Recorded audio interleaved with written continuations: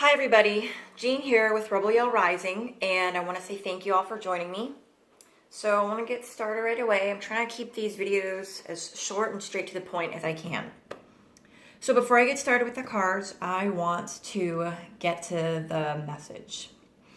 I was watching Astrolata. I was watching, I think, April's The Coffee Talk, right? And as I was listening to her, she was saying something, Saturn is going direct. So that's kind of been an astrological theme. I'm not an astrologer, but as she said, blah, blah, blah, Saturn is going direct. It's almost as if there was a subliminal message, and the message that I received underneath that was Aslan is on the move. And there was this feeling of excitement, a feeling of almost happiness, and as if like, oh, I can't wait, kind of like the way you feel when you know something good is coming. So for those of you that are, familiar with The Lion, the Witch, and the Wardrobe, you know what I'm talking about. For those of you that aren't, The Lion, the Witch, and the Wardrobe is a movie, for children. I watched it when I was little. And basically, this wicked witch, evil witch, had kind of frozen the land. There was no Christmas. And, everybody was living in a state of, fear. Everything had frozen. All the good little animals were scared to come out. And, everybody always spoke in hushed tones. It was kind of that sort of an environment. And when Aslan, who was a lion, who's kind of like the king,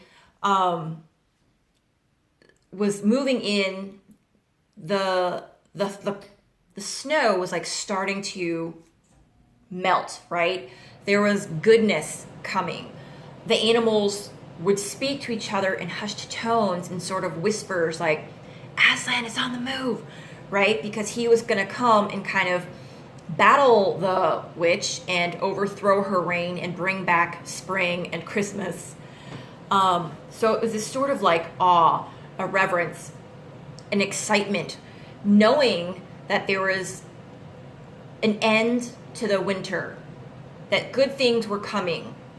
But part of that was there was going to be a big battle, right? Because the Wicked Witch wasn't going to just hand over the reign. So all the animals knew that a war was coming with the Wicked Witch. The forces of good versus the forces of evil, just like any fantasy movie. But like their motto, their slogan, the big thing was Aslan is on the move. Nobody really knew where he was going or where he was coming from, but just that he was back in the land and he was going to set things right. And that's the tone that I think is the message for you guys for this week. Aslan is on the move. Now, whether or not that coincides with the astrological phenomenon of Saturn going direct, I don't know, because I am not an astrologer. But every time, I've heard an astrologer over like the past week or so say, Saturn's going direct, it was kind of like, yes, I'm not even really sure what that means, but that sounds great. I'm excited. That sounds wonderful. Good things are coming. So, keeping that in mind, here is a reading that I had done earlier, and I realized that it coincided with the message of Aslan being on the move, with things to come. So I'm going to explain what this reading means, and I was sort of intuitively doing this reading. So what I did was I chose a card for every cardinal direction. I sat in my little reading room in my basement, and I placed each card in the direction. So I put this was north, this was south, this was east, west, and then I had myself sitting in the middle. These were very spread out.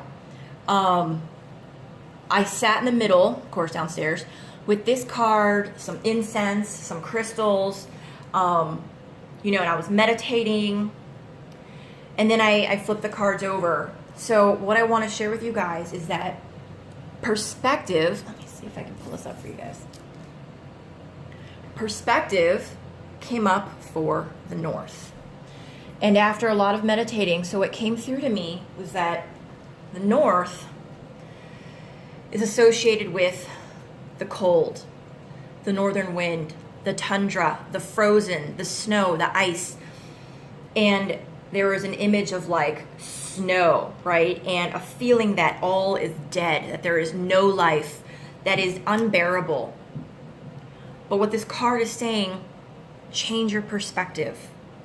Whatever you might have thought was dead in your life or had given up hope on or felt that, like you had been working towards something, just as difficult as it would be to farm and tend to crops in the North, I was getting the sensation that that's how many of us are feeling, that what we've been striving for, working diligently, it's all been for nothing because it's like it's dead. Like, why am I working so hard? Or I've had faith and I've been good and I've been coming from a place of love and I've been doing all the right things, but it's like nothing's happening, right? But what this is saying is that even in the frozen tundra, there is life. There is moss. There is lichen. There are those little field mice or whatever. There are caribou, right? So what we might see as frozen and dead, there is life underneath, right? It's not dead. It's just laying still. And then for the South, we got the karma card, DNA, karma. Now the South is associated with heat, fire, warmth.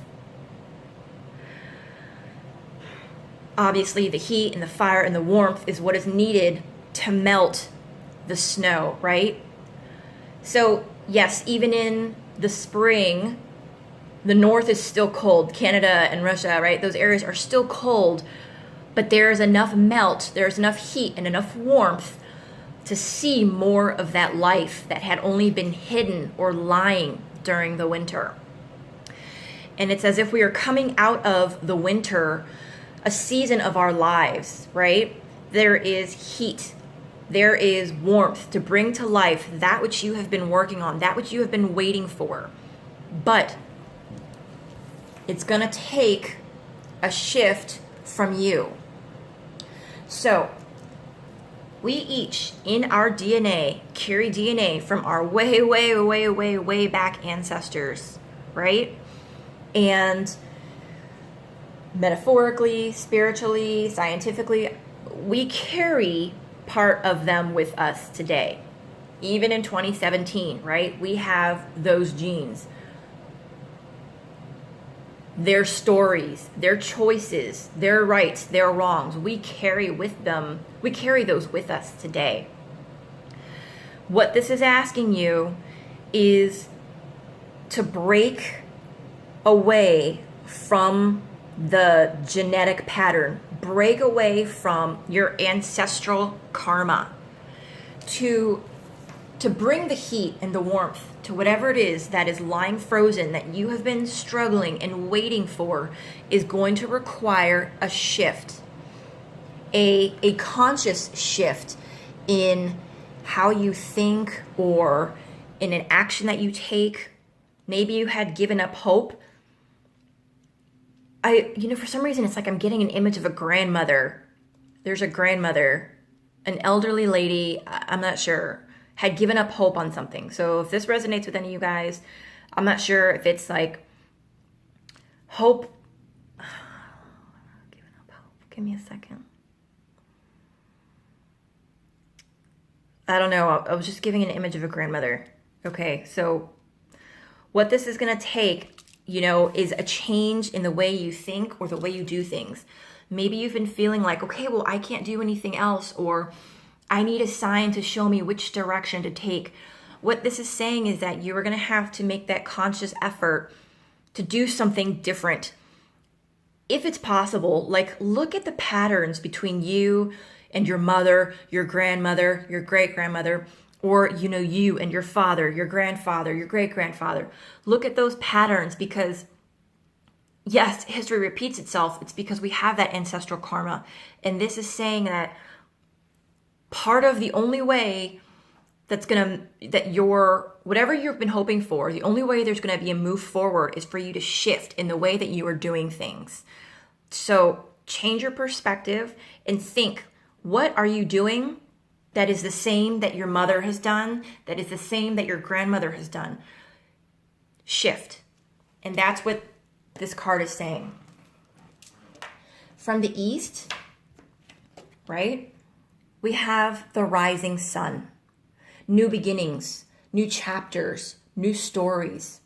And what that's bringing is volatility.